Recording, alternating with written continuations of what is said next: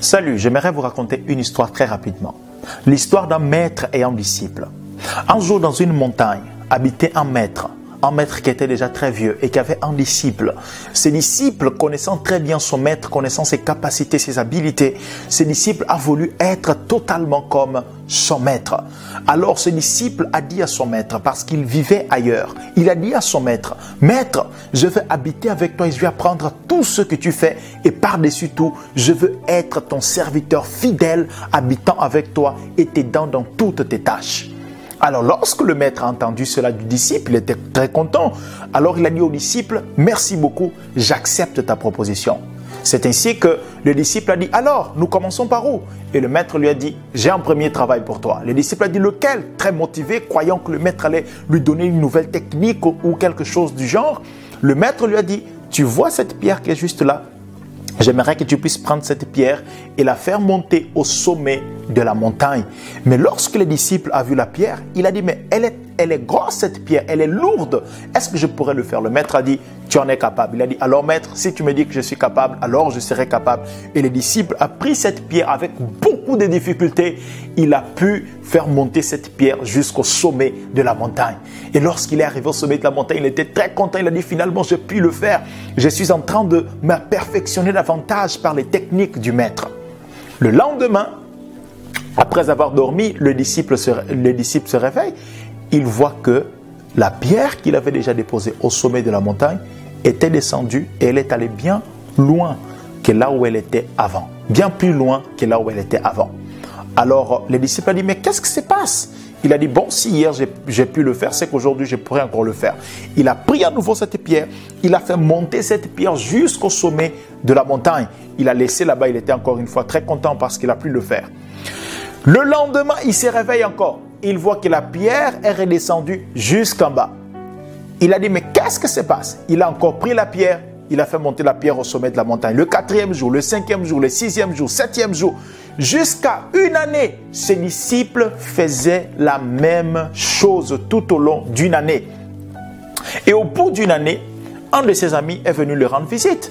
Et son ami a vu que chaque jour, il faisait la même chose. Alors son ami l'a invité et son ami lui a dit, « Mais j'aimerais te parler. » Il a mis dans un coin pour que le maître ne puisse pas entendre. Il a dit, « Mais est-ce que tu sais que le travail que tu fais est très bête?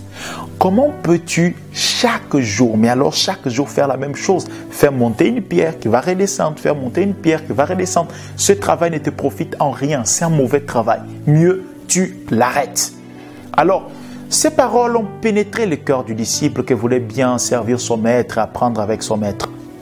Et en réfléchissant, le disciple s'est dit, « Tu as raison. Je vais aller voir mon maître et lui dire, « Maître, je veux arrêter ce travail. Je veux arrêter ce que tu m'as demandé de faire. » Alors, il est allé voir son maître.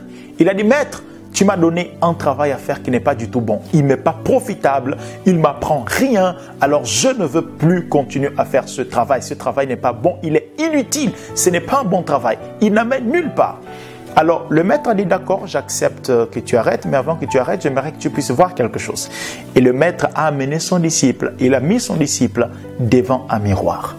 Lorsque le disciple s'est vu devant le miroir, il était étonné de voir que finalement son corps avait beaucoup changé. Il était devenu très musclé. Très musclé et son corps avait complètement changé. Alors le disciple était très étonné, mais qu'est-ce qui s'est passé? Le maître a dit, alors que tu faisais monter ces pierres chaque jour, cela faisait en sorte que ton corps puisse être transformé. Alors qu'est-ce que nous pouvons apprendre avec cette histoire? Nous pouvons apprendre que tout le mauvais travail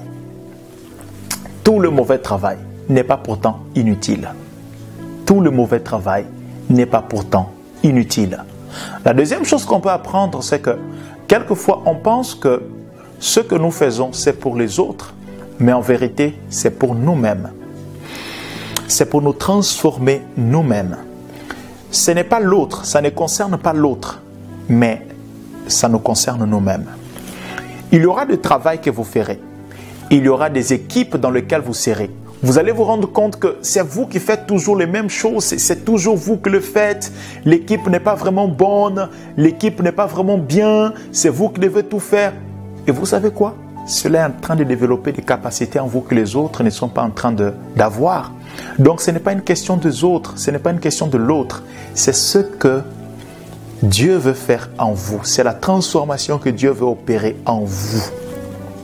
Voilà pourquoi ne quittez pas le processus sans être transformé. Tout le travail mauvais n'est pas forcément inutile.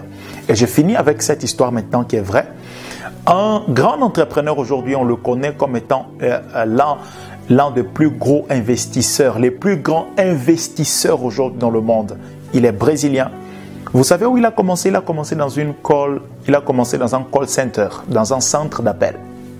Et dans ce centre d'appel, il se sentait toujours frustré, les choses n'allaient pas bien, ça sert à quoi de chaque jour commencer les boulots en décrochant les appels. Mais il a appris quelque chose là-bas. Lorsqu'il a voulu quitter là-bas pour commencer son entreprise, il a donné un témoignage des années après. Il a dit: la chose qui m'a permis de lancer mon entreprise et devenir un très bon investisseur, c'est parce que dans ce travail-là, j'ai appris à prospecter, j'ai appris à parler aux gens, j'ai appris à être libre, à convaincre les gens. Et cet atout-là, cette compétence est restée en moi. Cela m'a permis de vraiment avancer. Encore une fois, tout le travail mauvais n'est pas forcément inutile. Ce que vous faites, ce n'est pas peut-être pour les autres, c'est pour vous transformer vous-même. Alors, n'arrêtez pas. Si c'est difficile, posez-vous cette question. Comment cela est en train de me transformer, moi? Et ça, c'est le plus important. Que les Seigneur vous bénisse abondamment et à très bientôt.